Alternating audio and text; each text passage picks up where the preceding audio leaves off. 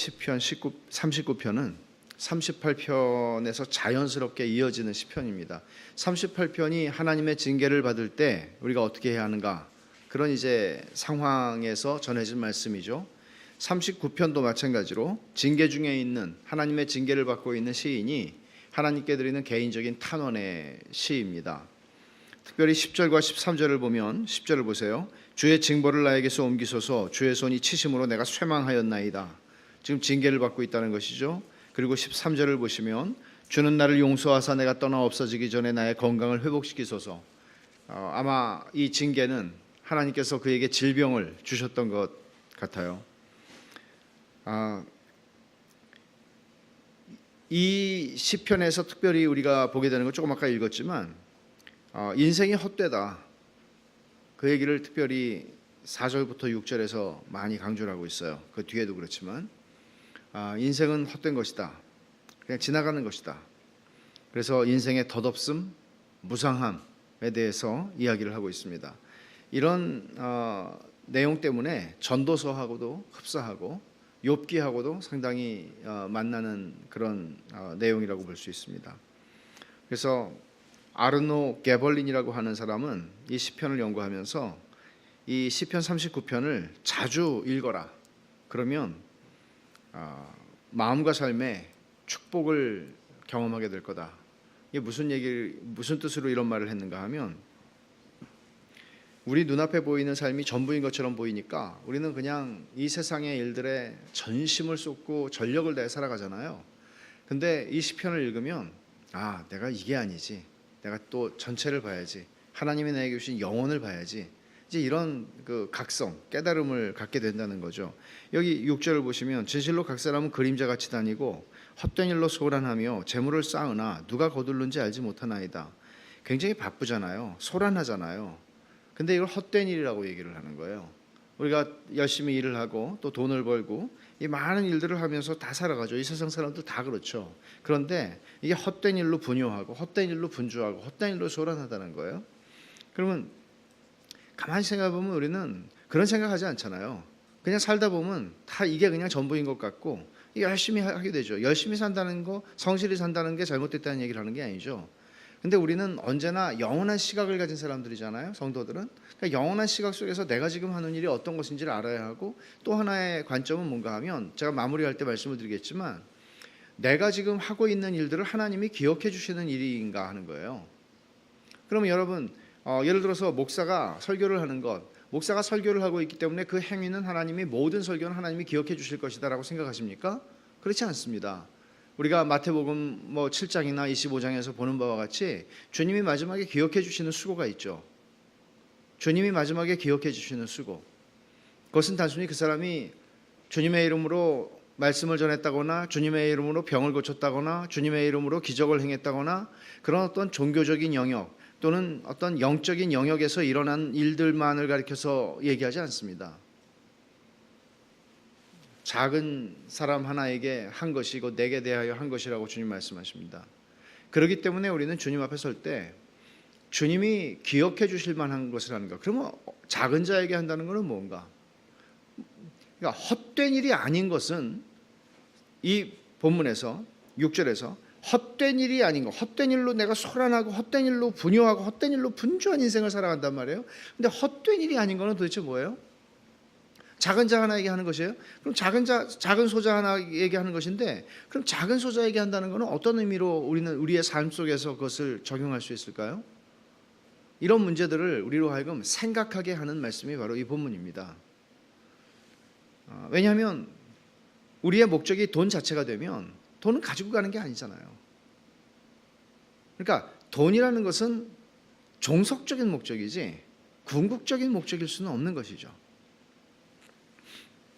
이런 것들을 생각하게 하는 거예요. 이 시편이 대략 1절부터 3절에서는 시인의 심정을 묘사하고 있고요. 4절부터 6절에서는 인생이 헛되다 하는 깨달음을 얘기하고 있고, 마지막 7절 이하에는 이제 깨달음을 가지고 하나님께 기도하는 내용입니다. 이 시편이 쓰여진 상황을 우리가 정확히 알 수가 없어요. 38편에서도 다윗이 분명히 징계를 받고 있는데 그게 어떤 상황인지는 잘 모르겠어요. 정확히 얘기할 수는 없어요. 39편도 마찬가지입니다. 그러나 1절부터 3절을 보면은 다윗이 한 인간으로서 겪을 만한 그 고난, 겪을 만한 심적 고통을 아마 다 겪은 사람인 것처럼 느껴져요. 한번 보세요. 1절부터 3절을 보면 내가 말하기를 나의 행위를 조심하여 내 혀로 범죄하지 아니하리니 하나님 결심을 하는 거예요. 내가 아예 입을 닫겠다. 입에 채우겠다. 자물쇠를 채우겠다. 내 혀로 범죄하지 않겠다. 왜 그런 얘기를 하는지를 한번 생각해 보세요. 악인이 내 앞에 있을 때 내가 내 입에 재갈을 먹이리라 하였도다. 악인이 앞에 있어요. 악인이 뭐라고 되지 않는 소리를 막 해요. 하나님을 조롱하고 나를 비난하고 해요. 네 믿음이 어딨냐 그러고. 근데 그런 앞에서 입을 닫는다는 게 그게 쉬워요? 쉽지 않죠. 입을 닫겠다고 그래요. 2절에 내가 잠잠하여 선한 말도 하지 아니하니 나의 근심이 더 심하도다. 그러니까 이 사람들을 대적해서 내가 하나님이 선하시다고 얘기하고 하나님이 은혜로우시다고 얘기하고 하나님이 그런 분이 아니라고 얘기하고 내가 복음이 이런 거라고 얘기해야 될 텐데 그런 선한 말들도 내가 하지 않는다는 거예요. 그러니까 근심이 마음에 병이 생긴단 말이에요. 3절에 내 마음이 내 속에서 뜨거워서 작은 소리로 읊조릴 때에 불이 붙으니 나의 혀로 말하기를. 여기까지예요. 내 마음이 뜨거워졌어요. 속에서 뜨거워져서 불이 붙었다 그랬어요. 이게 화병 아닌가요? 불화. 불이 붙었어요. 불이 붙었어요. 그러니까 여러분 이게 얼마나 다윗이 지금 이런 아주 복잡한 상황 속에서 내가 무슨 말을 하든지 간에 이 말이 더 복잡하게 만들 것이고 내가 입을 열면 악인들은 지금 나는 지금 질병 가운데 하나님이 징계하심으로 내가 병 가운데 있어요. 근데 악인들이 하는 말은 뻔하죠. 자기 눈앞에 있는 악인들이 하는 말 뻔하죠. 생각해 보면 야 너는 하나님 잘 믿는다는데 왜 허구한 날 너는 그렇게 건강하지 못하고 넌 왜 이렇게 허구한 날 돈도 제대로 못 벌고 넌 왜 그러냐 이런 말을 한단 말이에요. 그러니까 이런 말을 하는데 얼마나 말하고 싶겠어요. 그거 아니라고. 근데 말을 하지 못한다는 거예요. 뒤에 보면 우리가 왜 말을 못하는지를 더 자세하게 알 수 있는데 여기서 지금 하는 것을 우리가 알 수 있는 거는 1절에서 내 혀로 범죄하지 않겠다. 이 얘기는 뭔가 하면 37편 1절에서 우리가 본 말씀인데 37편에서 1절 한번 보세요. 37편 1절에 보면 악을 행하는 자들 때문에 불평하지 말며 불의를 행하는 자들을 시기하지 말지어다 그랬어요. 악을 행하는 사람들이 지금 있는데 이 사람들은 건강해요. 이 사람들은 뭐 다 괜찮아요. 집안이 다 문제가 없어요. 다 잘 되고 있어요. 근데 나는 예수를 믿는다고 그러는데 나는 하나님의 백성이라고 그러는데 난 뭐 내세울 게 없어요. 입을 열면 꼭 불평을 할 것 같은 거예요. 하나님한테 입으로 범죄하고 싶지 않다는 거예요. 내가 이 악인들을 대적하는 말을 하려고 선한 말도 할 수 있는데 선한 말만 하는 게 아니고 입을 열면 내가 불평할 것 같은 거예요. 입을 열면 하나님이 의롭지 못하다고 얘기할 것만 같아요. 그래서 아예 내 입을 닫겠다. 그렇게 지금 얘기를 하는 거죠. 때때로 여러분 정말 하나님을 믿지 않는 것은 두 번째고 믿지 않을 뿐 아니라 정말 하나님을 조롱하거나 참 너무 그러지 않아야 되는 거를 하는 분들이 여러분 앞에 있을 때 여러분들 좀 한번 쏘아 붙이고 싶고 아유 내가 그냥 입을 열면 저 사람을 그냥 다 코를 납작하게 해줄 수 있을 것 같은데 얼마나 말하고 싶어요. 근데 이런 사람들 앞에서도 저희가 입을 벌리지 못하겠다는 거예요. 하나님 앞에서도 입을 벌리지 못하겠지만 내가 이런 사람들 앞에서도 지금 내가 하나님 앞에서 입을 벌리지 못하겠다. 그렇게 얘기를 하는 거죠.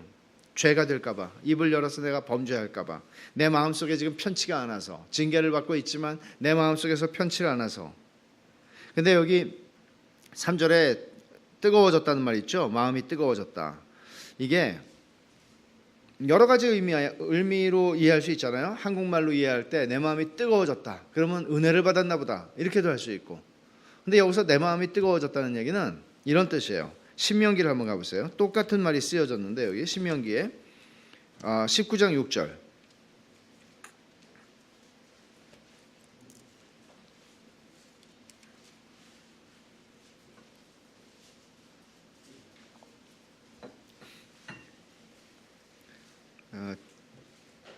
제가 읽겠습니다. 그 사람이 그에게 본래 원한이 없으니 죽이기에 합당하지 아니하나 두렵건대 그 피를 보복하는 자의 마음이 복수심에 불타서 살인자를 뒤쫓는데 그 가는 길이 멀면 그를 따라잡아 죽일까 하노라. 지금 도피성에 대한 얘기를 하고 있는데요. 여기서 어떤 단어가 똑같은가 하면 불타서라는 단어예요. 여기서 뜨겁다고 번역이 된 건데 이 말은 굉장히 강한 표현인데요. 내 친구나 내 가족이 죽임을 당했을 때 살인을 당한 것이죠. 그럴 때 그 사람에 대해서 내 마음 복수심에 불타는 것 같은 아주 이런 정말 참을 수 없는 그런 표현이에요. 분노, 억제할 수 없는 그런 불타오르는 분노 같은 그런 마음이 지금 내 속에서 뜨거워서 불이 붙었다고 지금 얘기를 하는 거예요. 그리고 여기 작은 소리로 읊조린다 하는 말이 보통은 옛날에 묵상한다는 말을 이제 이렇게, 왜냐하면 그 원래의 의미가 작은 소리로 이렇게 읊조리는 거란 말이에요. 근데 여기서 작은 소리로 읊조린다는 말은 어원이 묵상한다는 뜻하고는 관계가 없고요. 이거는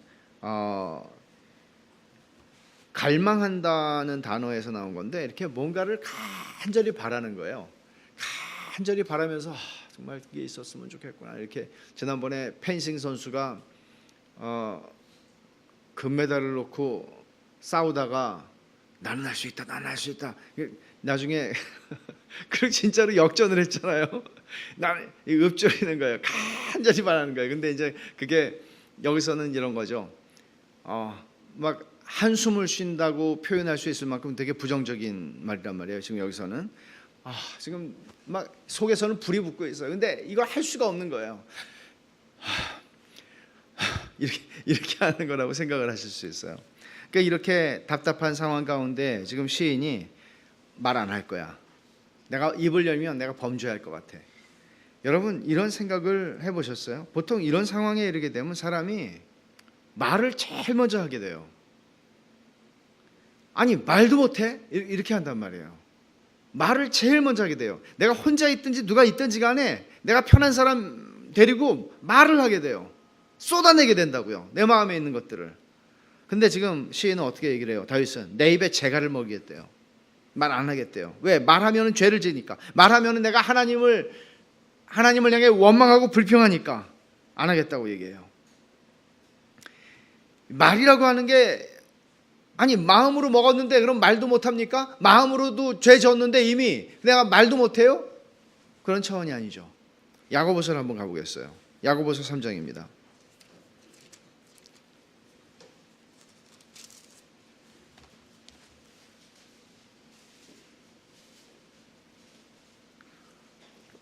이 절을 한번 우리 형제님들이 한번 다 같이 읽어보겠습니다. 야고보서 3장 2절. 우리가 다 실수가 많으니 만일 말에 실수가 없는 자라면 곧 온전한 사람이라 능히 온몸도 굴레 씌우리라. 이거는 말로 실수하라는 소리가 아니죠. 자, 7절과 8절을 우리 자매님들이 한번 읽어보겠습니다. 7절과 8절 시작. 여러 종류의 짐승과 새와 길들일 수 있고 길들여 왔거니와 혀는 능히 길들일 사람이 없나니 쉬지 아니하는 악이요 죽이는 독이 가득한 것이라. 그러니까 조심해야 된다는 얘기를 지금 하는 거예요. 이거는 우리의 마음이 어떠니까 이거를 내가 해내야 된다. 내 마음에 있는 걸 토해내야 나는 좀 마음이 뚫릴 것 같고 살 것 같다. 그렇지 않아요. 오히려 다윗이 지금 하고 있는 거는 마음이 뚫리는 게 아니라 내 속에서 마음이 뜨거워져서 분노와 이게 타오를 것 같은 거예요. 그런데도 내가 하나님 앞에 범죄하느니 내 마음이 시원한 것보다 하나님 앞에 내가 범죄하지 않는 게 더 중요하다는 거예요. 내 마음이 시원한 것보다. 근데 일반적으로 우리가 이 세상에서 가지게 되는 생각은 이런 거예요. 쏟아내는 거예요. 그거 아니라고 얘기하는 거죠.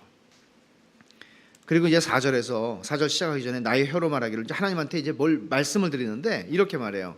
4절에 여호와여 나의 종말과 연한이 언제까지인지 알게 하사 내가 나의 연약함을 알게 하소서. 왜 그러죠?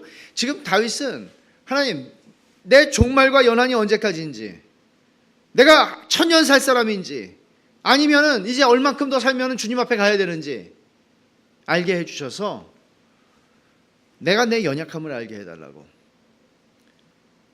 왜 이 기도를 할까요? 여기서 다른 것들 기도할 수 있잖아요. 저 원수들, 저 악인들을 다 어떻게 해달라고 그렇게 할 수 있잖아요. 근데 그렇게 하지 않아요. 내가 얼마나 연약한 존재인지 알게 해달라고, 내가 얼마나, 내 남은 날이 얼마나 되는지 알게 해달라고. 말하자면 인생이라고 하는 것이 얼마나 더덥고 무상한 것인지를 알게 하셔서 내가 말을 해서 뭔가를 막 해내는 거, 이게 별로 중요한 게 아니라는 것, 진짜 중요한 게 있다는 것을 볼 수 있게 해달라는 거란 말이에요. 이게 자신의 존재를 인식하는 것, 연약한 존재라는 것. 이기고 싶죠. 우리는 언제나 나쁜 사람이, 강한 사람이 내 앞에 있으면 이기고 싶죠. 말로 이기든지 뭘로 이기든지 그 사람 약혼을 죽이고 싶죠. 그러면 내가 시원해질 것 같죠. 그런데 다윗은 내 연약함을 알게 해달라고 그래요. 그런 싸움에 나를 던지기를 원치 않아요. 그렇게 이기는 싸움이 아니라고요. 우리가 예수를 믿기 전에는 말로도 지지 않고 주먹으로도 지지 않고 뭘로도 지지 않고 반드시 이겨야 하고 그렇게 살았는지 몰라요. 그러나 그게 중요하지 않다는 거예요. 그게 중요하지 않다는 거예요. 나의 연약함을 알게 하소서. 계속 유혹을 받았어요. 다윗은 말하려는 유혹. 근데 입을 열면 결국은 그 사람들 앞에서만 말을 하는 게 아니라 이렇게 되는 거예요. 그 사람들 앞에서는 하나님을 변호할 거예요. 근데 하나님을 향해서 입을 열면 어떻게 될까요? 불평하겠죠. 원망하겠죠. 그러니까 다윗은 그런 범죄를 자기가 하지 않겠다고 얘기를 하는데, 그러기 위해서는 인생이 얼마나 헛된 것인지를 알면 내가 지금 불타오르는 마음, 내 속에서 뜨거워진 이 마음을 가라앉힐 수 있을 거라고 생각을 한 것 같아요. 그러니까 말하자면 지금 내가 어떤 일 때문에 화가 나 있고 어떤 일 때문에 지금 분노하고 있고 억제할 수가 없고 막 뚜껑이 막 열리려고 그래요. 근데 기도를 하는 거예요. 하나님, 제발 저에게 제가 어떤 존재인지를 알게 해주시고 인생이 얼마나 아무것도 아닌지를 좀 보게 해주세요. 그러면 내가 지금 열내고 있는 게 이거 별거 아니구나, 이렇게 할 수 있을 것 같아요. 열내고 있는 게 별거 아니구나. 우리가 얼마나 열 잘 받아요. 더운데 10가지 받으면 어떻게 되겠어요 요즘에. 지금 내 눈앞에서 벌어지고 있는 이 부당해 보이는 현실이 다가 아니라는 것. 내 눈앞에서 지금 막 자기를 자랑하고 자기를 높이고 아주 위풍당당하게 살아가는, 든든히 서 있는 그런 사람들 앞에서 우리는 부럽다가 아니라 참 저거 아무것도 아닌데 저렇게 어리석게 하는구나, 저거 아무것도 아닌데 저거 가지고 저렇게 자기를 드러내는구나, 웃어줄 수 있는 거예요. 그럴 수 있어야 된단 말이에요. 신자는 눈에 보이는 것으로 행하지 않고 믿음으로 행하는 사람이에요. 고린도후서 5장 7절에 말한 것처럼. 그래서 내 눈앞에서 벌어지는 일들은 내 마음에 불을 지르는 일들이 일어나지만 내가 그것들에 의해서 불이 꺼지는 거예요. 어떻게 꺼질 수 있어요? 이게 아무것도 아니거든요. 헛된 일에 분유하고 헛된 일에 소란한 거거든요. 지금 자기가 하고 있는 게. 그래서 5절에 이렇게 고백합니다. 주께서 나의 날을 한 뼘 길이만큼 되게 하심에 나의 일생이 주 앞에는 없는 것 같사오니 사람은 그가 든든히 서 있는 때에도 진실로 모두가 허사뿐이니이다. 한 뼘 길이라고 그랬죠. 인생을. 조금 아까 내 종말과 연한이 언제까지인지 알게 하사 그랬어요. 근데 하나님 알게 하셨나 봐요. 그러니까 한 뼘 길이래요. 그럼 한 뼘이 얼만큼 될까요? 손에 따라서 다르겠죠.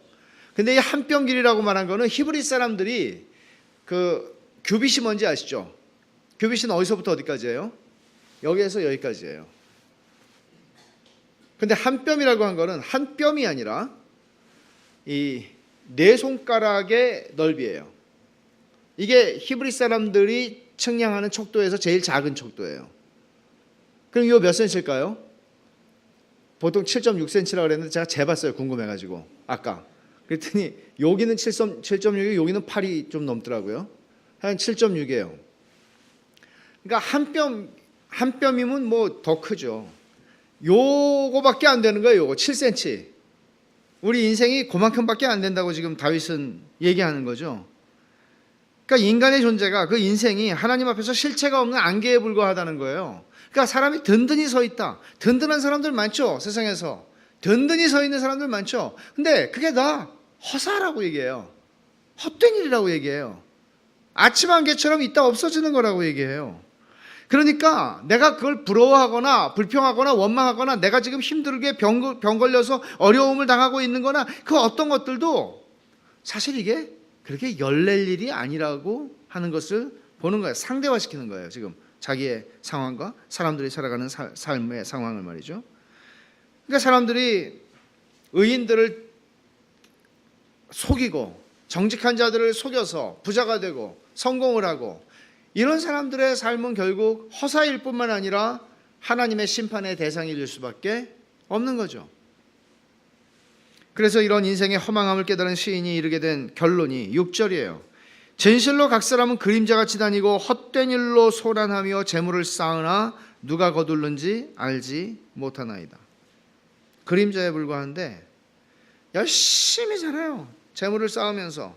근데 그 재물을 누가 누릴지는 몰라요. 영원히 누리지 못해요. 인간 존재의 헛됨을 확실하게 인식함으로써 시인은 다윗은 인생의 어려움과 공경을 해석할 수 있는 넓은 시각과 시야를 가지는 거예요. 그러니까 관건은 이거죠. 예수를 믿게 되면 우리에게는 영혼의 시각이 열리는데 그래서 우리는 우리의 인생의 문제를 전처럼 그 인생의 문제에 목숨을 걸고 달려들지 않게 될 수 있는 것이죠. 예전 같으면 정말 목숨을 걸고 달려들고 목숨을 걸고 싸워서라도 내가 포기할 수 없고 손해볼 수 없는데 그거를 할 수 있어요. 그게 온유함이에요. 그게 헛된 일로 소란한 거거든요. 그게 이걸 지혜라고 성경은 얘기해요. 세상을 잔머리를 굴려서 살아가는 것이 지혜가 아니라 하나님의 뜻을 알고 하나님의 시각과 관점에서 우리의 인생을 바라보면서 거기에 맞춰서 살아가는 능력이 지혜예요. 성경이 말하는. 그래서 하나님을 경외하는 거죠. 이것은. 그렇지 않으면 결국 이 지혜가 없으면 눈앞의 것을 위해서 목숨을 걸고 분주하게 살아갈 것입니다. 베드로후서 1장 9절에서는 이런 사람들을 멀리 보지 못하는 자, 원시치 못하는 자들이라고 얘기를 해요. 그냥 눈앞에 있는 것만 보는 거예요. 7절 이하에 이제 11절까지 이 7절 이하부터는 이제 기도, 진짜 기도인데 깨달은 사람의 기도인데 11절까지를 먼저 보면 한마디로 말하면은 7절에 하반절에 나의 소망은 주께 있나이다 하는 거예요. 하나님, 세상이 이렇게 헛된데 헛되지 않은 건 주님밖에 없습니다. 그런 얘기를 하는 거예요. 그래서 이렇게 묻죠. 먼저 7절에 주여 이제 내가 무엇을 바라리요?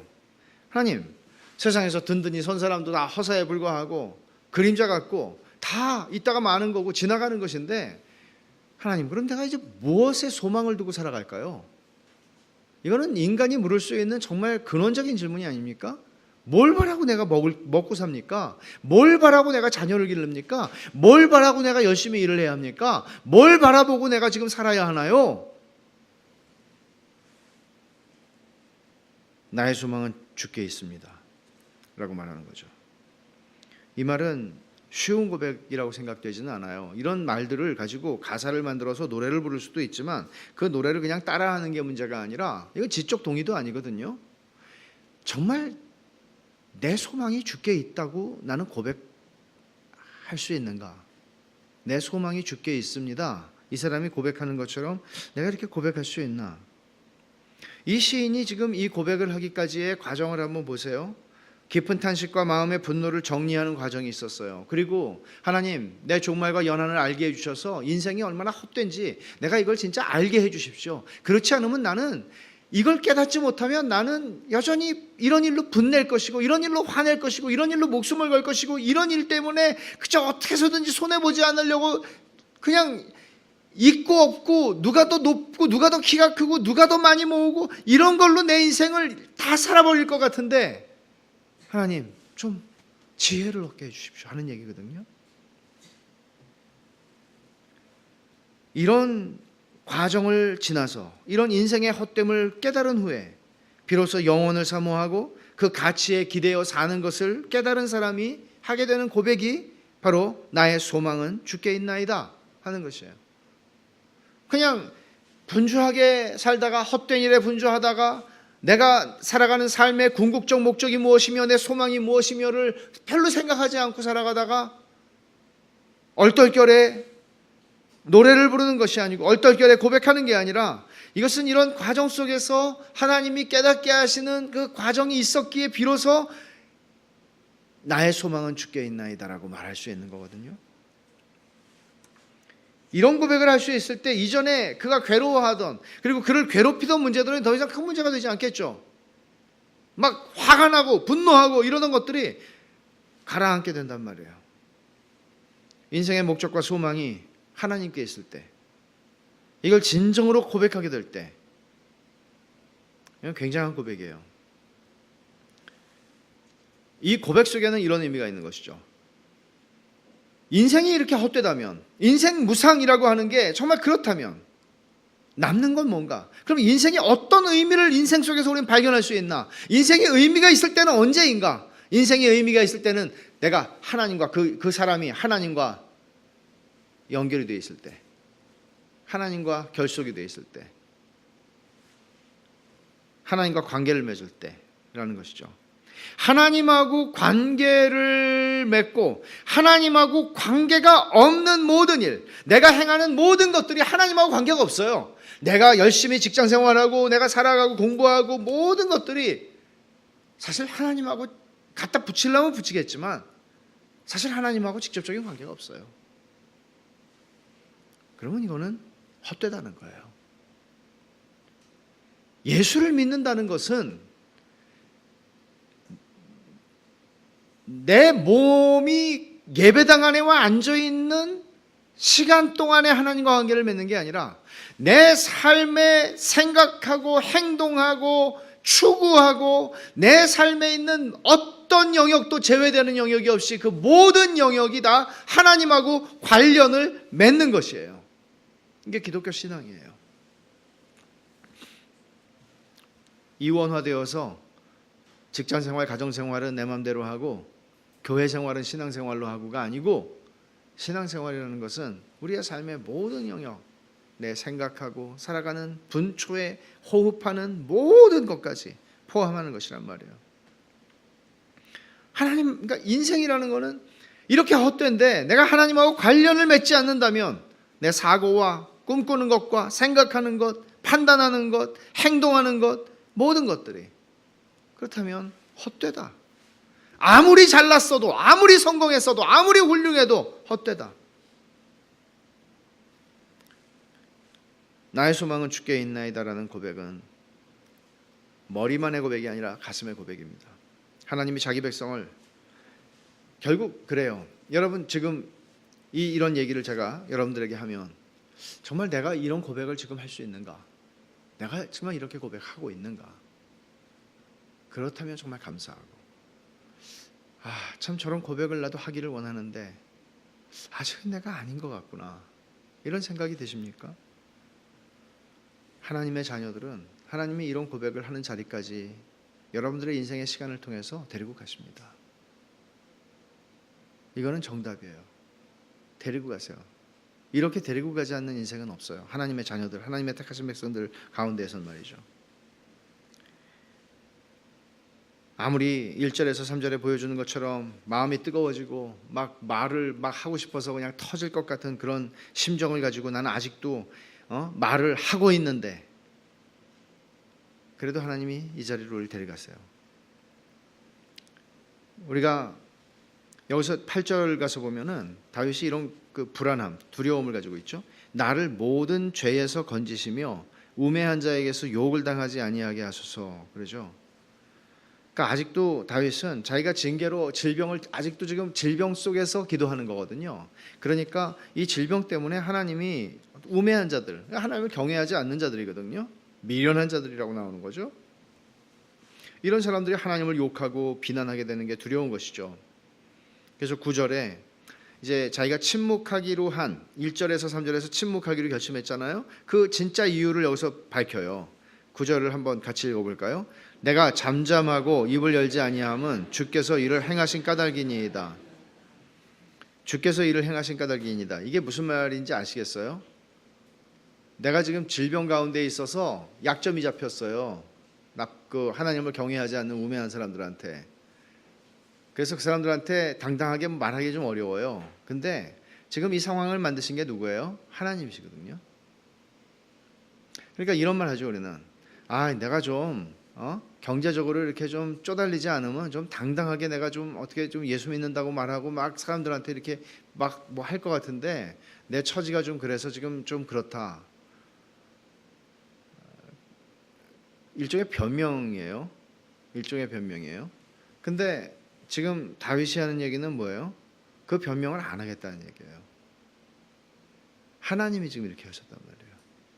내가 어떤 자리에 있든지, 내가 사람들보다 다 사람들이 일반적으로 세상 사람들이 나를 높여볼 수 있는, 우러러볼 수 있는 자리에 있든지, 아니면 사람들이 나를 다 업신여기고 무시할 만한 그런 자리로 하나님이 날 데려다 놓으셨던지 간에 상관이 없이 이런 자리에 있으니까 말이 많아지는 게 아니라, 이런 자리에 있으니까 말이 없어지는 게 아니라 상관이 없이 하나님이 행하신 일이에요. 그래서 지금 다윗은 하나님이 행하셨기 때문에 내가 할 말이 없다. 지금 그렇게 얘기를 하는 건데, 자기가 하나님이 행하셨다는 것에는 어떤 이 설명이 붙어야 되나 하면 징계를 받는 거거든요. 이건 다윗이 지금 범죄했기 때문에 징계를 받고 있는 거예요. 그러니 더더욱 할 말이 없는 거예요. 그런데 이제 이 잠잠하고 침묵을 하는 거, 이게 사실 쉬운 일은 아닌데, 이런 결심, 칼빈이 죽을 때 윌리엄 펄킨스가, 제가 칼빈의 전기를 제가 본 전기들에서는 그런 걸 못 봤는데요. 윌리엄 펄킨스가 칼빈의 임종 때 칼빈이 했던 말을 이런 말을 했다고 전해요. 이런 말이에요. 들어보세요. 내가 잠잠하고, 칼빈이 이제 돌아가시기 전에, 내가 잠잠하고 입을 열지 아니하오면 주께서 이를 행하신 연고니이다. 여호와여, 주께서 저를 가루로 만드시지만 저는 흡족합니다. 왜냐하면 주의 손으로 되어지는 일이기 때문입니다. 시편 39편을 인용했어요. 죽을 때. 우리가 이건 알죠. 칼빈이 시편을 얼마나 사랑했는지. 근데 여러분들도 아마 그럴 거예요. 여러분들이 평생 사는 동안에 하나님 말씀을 사랑하고, 그 중에서도 어떤 시편을 사랑하거나 사랑하는 말씀들이 있겠죠. 우리의 임종의 시간에 정말 사랑하는 말씀이 나오겠죠. 근데 칼빈은 지금 이렇게 얘기하는 거예요. 이 말씀을 지금 인용하면서, 하나님이 나를 갈아서 가루로 만드시지만, 칼빈이 병이 참 많았던 사람이잖아요. 그러니까 굉장한 고통 속에서 살았거든요. 저는 그런 고통 속에서 어떻게 그 많은 설교를 할 수 있었을까? 기적의, 은혜의 기적이죠. 근데 하나님이 자기를 가루로 가는 것처럼 느낀 거예요. 너무 고통스러운 거죠. 그런데 뭐라 그래요? 하나님이 주의 손으로 되어지는 일이기 때문에 저는 잠잠합니다. 모든 사람들이 다 이렇게 말하진 않아요. 어떤 면에서 신앙이라고 하는 것은 이런 상황 속에 있을 때 우리가 어떻게 하느냐 하는 게 참 우리 어떤 신앙의 시금석 같은데요. 윌리엄 바클레이라고 하는 성경학자가 있는데, 이 사람은 사상 자체가 조금 우리가 받아들이기 힘든 그런 부분들이 있는 사람이에요. 근데 영적인 자서전에서 아마 바다에서 딸을 잃어버렸던 것 같아요. 사고로 딸을 잃어버렸던 것 같아요. 근데 이제 이런 말을 합니다. 나는 아픔과 고통이 결코 그분의 자녀들을 향한 하나님의 뜻이라고 믿지 않는다. 하나님의 자녀들에게 일어나는 치명적인 사고를 하나님이 하신 일이라고 말하는 것은 신성모독이다. 전에 제가 한번 설명드린 적이 있는데, 고난에 대한 설교를 하면서 이제 열린 유실론이라고 이런 걸 이렇게 가르쳐요. 이런 설명을 하나님의 탓으로 돌리지 않고 우리 인간의 잘못, 인간의 구조적이고 탐욕과 이런 것들에 의해서 인명살상이 일어나는 이런 일들이라고 설명하는 것이죠. 그러나 성경은 사실 이렇게 말하지 않습니다. 제가 그렇지 않다는 것을 또 하나 좀 설명을 드릴게요. 조지 뮬러, 고아들의 아버지였고 기도 응답을 많이 받았던 사람이라고 그러죠. 사랑하는 아내가 치명적인 류마티스로 병석에 눕게 되었을 때 이렇게 기도했어요. 아버지, 사랑하는 아내의 시간이 당신의 손에 있습니다. 삶이든 죽음이든 아내와 저에게 가장 좋은 대로 해주십시오.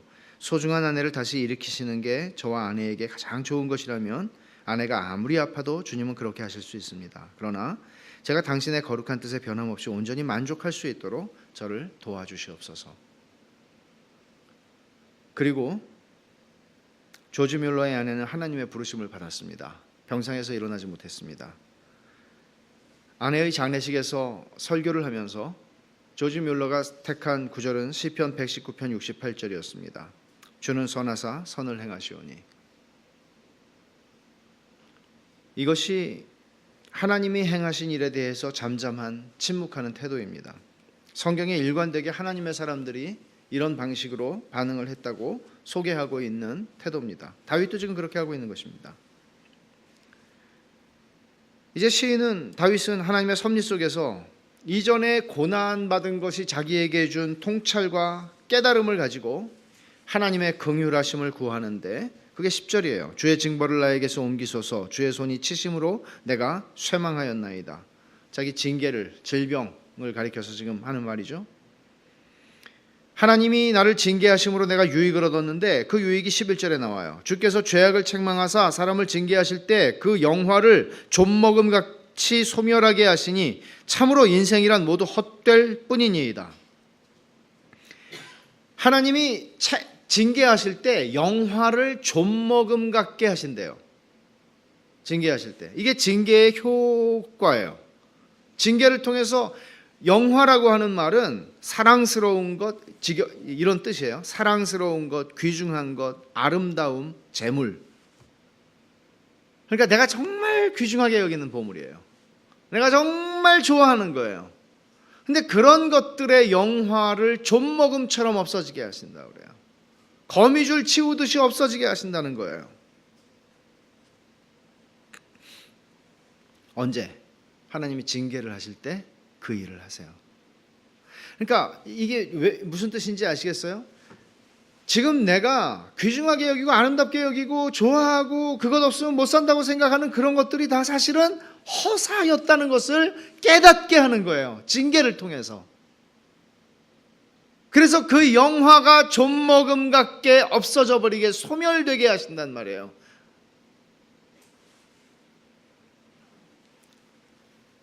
우리가 살아가면서 우리 욕망이라는 이 멈추지 않는 전차, 탐심, 이런 것들은 우리의 존재의 의미와 목적이라고 여길 만큼 위험하고, 그러니까 내가 사는 목적이 내가 지금 욕망하는 것, 거기에 달려 있다고 생각하게 만들 만큼 이것은 강력해요. 그래서 우리의 마음을 한번 그 욕망이 사로잡기 시작하면 우리를 죽일 만큼 그 욕망은 파괴적이에요. 다 이런 헛된 욕망에 사로잡혀 살아간다는 거죠, 인생들이. 하나님께 의미를 두지 않고 나의 소망이 주께 있나이다 라고 말하지 못하는 자리에 갈 때에는 다 이런 헛된 욕망에 자기의 삶을 불사르게 내어준단 말이에요. 근데 하나님이 징계를 통해서 이게 좀먹음 같게 다 소멸되게 하신다고 말씀을 하세요. 이게 하나님의 자녀들에게 주시는 은혜예요. 하나님의 자녀에게 밖에는 징계하시잖아요. 징계는 하나님의 자녀에게만 주시는 거예요. 그래서 징계를 통해서 하나님은 당신의 자녀들의 교만함을 꺾으시고 자신감과 자존감을 낮추시고 오직 하나님만 의지하게 하세요. 하나님에게 나의 소망을 두게 하시고요, 하나님과 무관한 모든 것들이 하나님과 무관한 그 아름답고 하나님과 무관한 그 귀하고 하나님과 무관한 그 소중한 것들을 다 존먹음 같게 소멸시켜 버린다 말씀하세요. 그래서 헛된 것을 탐하는 욕망을 내려놓게 하시고 하나님을 다시 바라보게 하는 것이죠. 복된 사람입니다. 시인의 마지막 기도로 옵니다. 12절 13절인데 이 12절 13절을 보면 1절부터 3절에 있는 이 분노와 막 불같이 뜨거워지는 마음으로부터 얼마나 멀리 영적으로 여행을 했는지가 보여요. 구절수는 뭐 10절밖에 차이가 안 나지만은 12절 하반절을 보시면 이렇게 말합니다. 나는 주와 함께 있는 나그네이며 나의 모든 조상들처럼 떠도나이다. 나는 주와 함께 있는 나그네이며 나의 모든 조상들처럼 떠도나이다. 자신을 다윗이 이렇게 인식하기 시작해요. 나그네라고 고백해요. 그리고 떠도는 사람이라고 인식해요. 여기 나그네라고 하는 말은 일시적으로 체류하는 외국인이에요. 그러니까 히브리 말로는 이게 게르라고 하는 말인데 모세의 첫째 아들 이름 아세요? 게르솜. 그 뜻이 뭐예요? 내가 이방에서 객이 되었다. 객. 외국인이 되었다. 거류민이 되었다. 그래서 이 단어는 거류민, 나그네, 객 이런 말들로 번역이 돼 있어요. 구약 성경에. 나그네가 되었다. 이 사람들은 이스라엘 땅에 살기는 하지만 이스라엘 땅 안에서 소유권을 행사할 수 없었습니다. 기업을 얻을 수가 없었습니다. 하나님이 주시는 땅을 기업으로 얻을 수가 없었습니다. 그리고 법적으로도 기본적으로 공평한 재판을 받을 권리라든지 혹은 가난한 사람들일 경우에는 다른 사람들의 밭에 가서 이삭을 주울 수 있는 이런 권리들, 기본적인 권리들이 이들에게는 공평하게 주어져 있었습니다. 그러나 차등적이기는 했죠. 또 이 사람들은 부자가 될 수 있는 경우도 있었을 것 같아요. 그렇기 때문에 이런 외국인에게 히브리 사람이 종이 되는 경우에 대해서 레위기에서 말하는 부분이 있거든요. 어떻든 이런 그 외국인으로서 그 땅에서 권리를 주장하기는 힘든 사람들, 그러면서 살아가는 이런 나그네라는 말이죠. 그러니까 이제 나그네라는 개념이 다윗 같은 사람에게는 이게 어떤 개념인지 딱 잡히는 거예요. 우리도 마찬가지예요.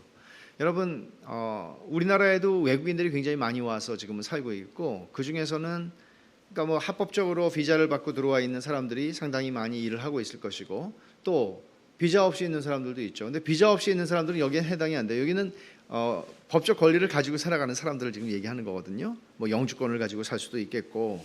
근데 이제 요즘 같으면 비자를 받고 들어오거나 뭐 영주권 있는 그런 사람들을 얘기하겠죠. 그런 나그네를 얘기해요.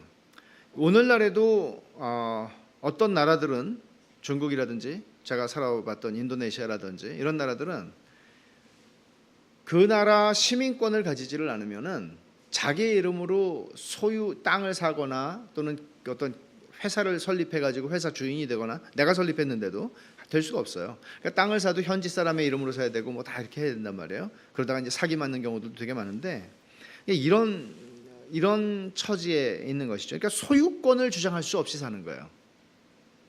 사용자로서. 그리고 이제 뒤에 떠도나이다라는 말이 있는데 이 떠도는 사람이다. 이것도 구약 성경에서는 뭐 나그네, 객 이런 말로 번역이 많이 된 단어예요. 근데 이제 나그네하고 무슨 차이가 있는지는 정확하지는 않은데 구약 성경에는 딱 14번밖에 안 나와요. 이 단어는 떠돌이, 떠도는 사람.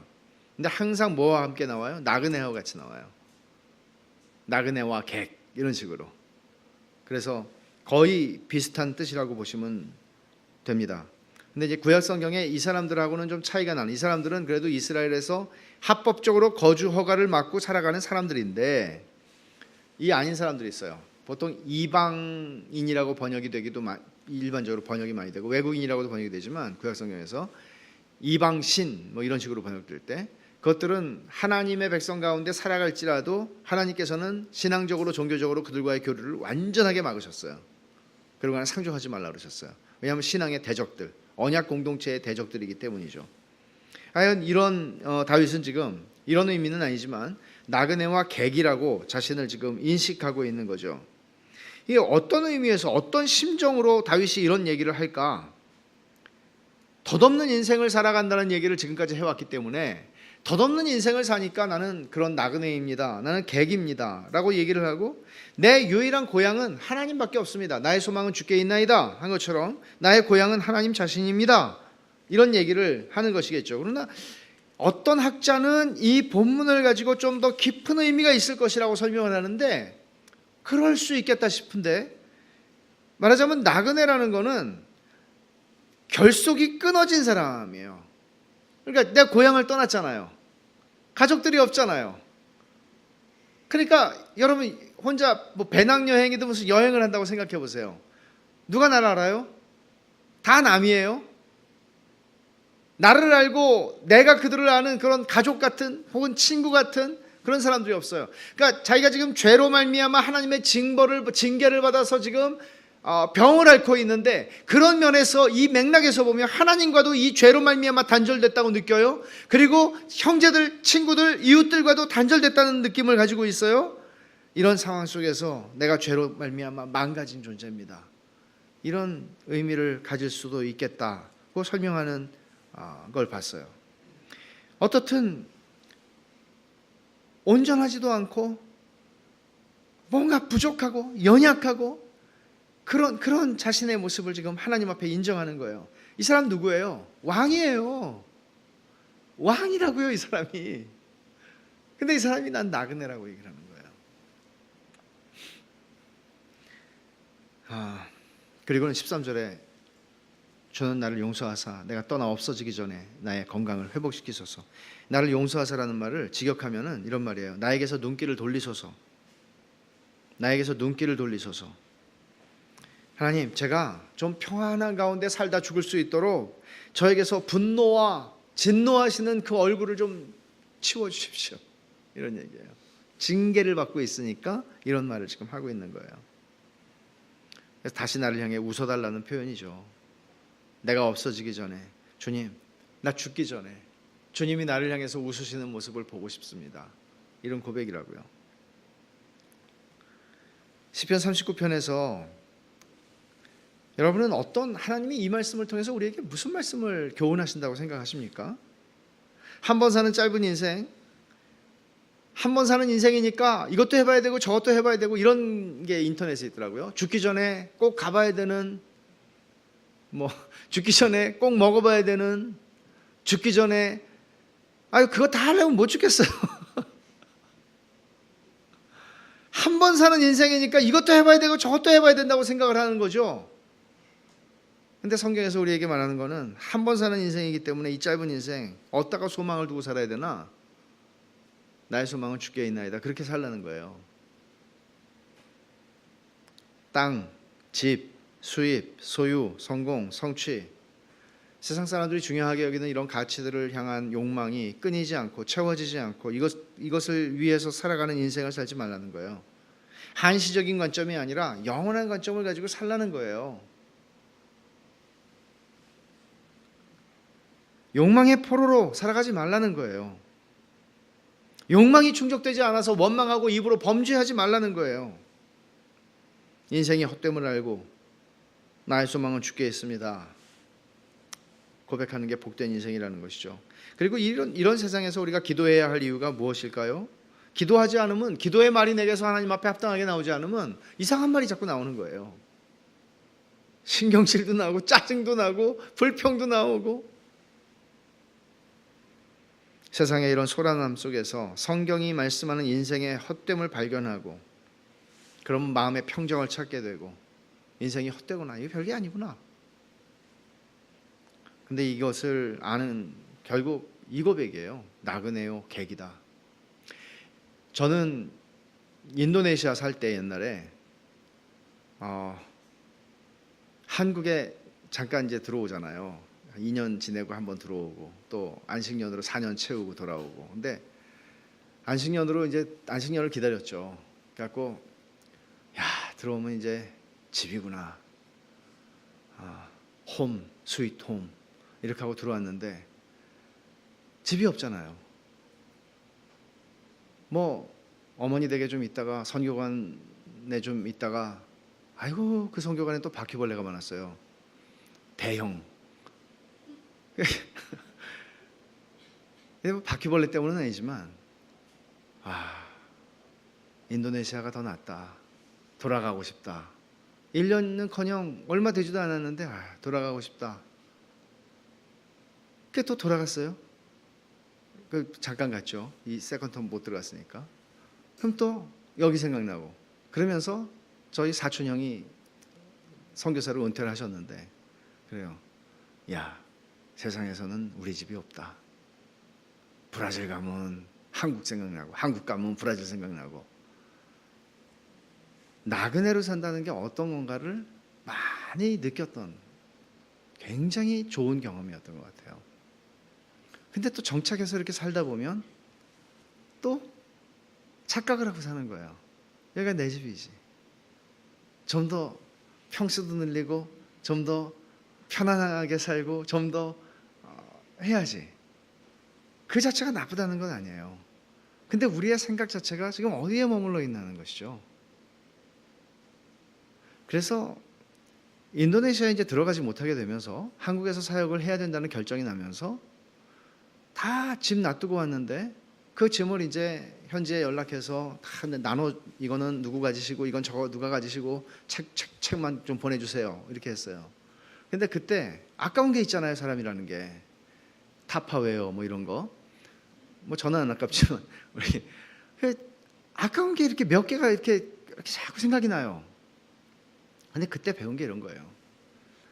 소유자로 사는 게 아니고 인생이라는 거는 사용자로 사는 거구나. 내가 그때 잘 사용했지. 지금은 또 딴 사람이 사용해야 되는 가보구나. 이런 거예요. 나그네로 살아가면서 배우게 되는 것이죠. 그래서 하나님은 헛된 일에 소란하다 그렇게 얘기를 하시면서 우린 그걸 잘 모르니까 그냥 이게 헛되다고 생각 안 하고 살아가니까 때때로는 하나님이 우리를 깨우쳐 주신다고요. 그게 뭐예요? 징계예요. 징계를 통해서 깨우쳐 주시는 거예요.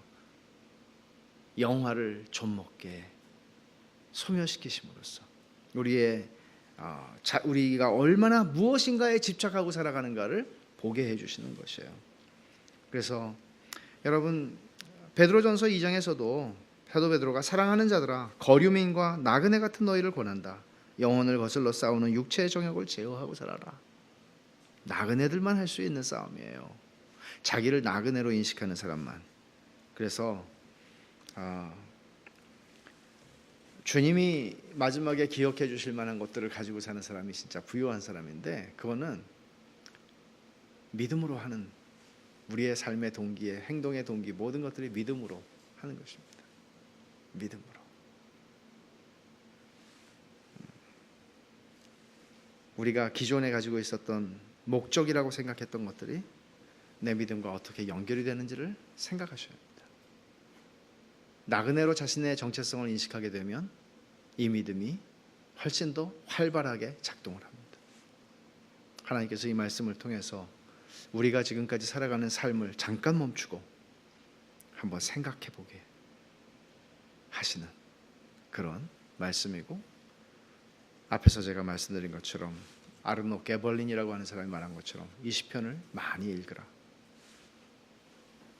그런 은혜를 누리기를 바랍니다. 기도하겠습니다. 하나님 아버지 감사합니다. 주신 말씀대로 인생은 헛되고 헛된 일에 분요하기 쉽고, 그러나 주께서는 나의 소망은 주께 있습니다. 이렇게 고백할 수 있게 하시고 고백할 수 있게 만드시니 감사합니다. 하나님 그 은혜를 풍성히 누리는 나그네와 객으로 주와 함께 걷는 저희들의 평생의 삶이 되게 하여 주옵소서. 예수님 이름으로 기도하옵나이다. 아멘.